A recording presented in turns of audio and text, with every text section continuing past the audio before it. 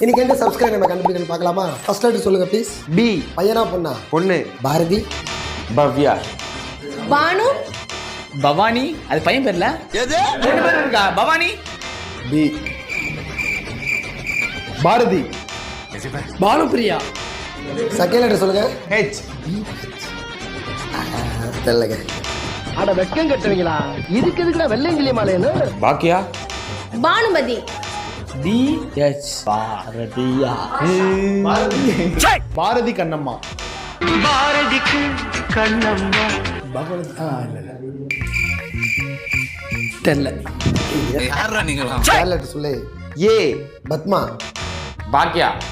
Baakiyalakshmi. BHA. BHA தெரியல. பாகுபலி. எப்படி எப்படி எப்படி எப்படி பாவனா. கரெக்ட்.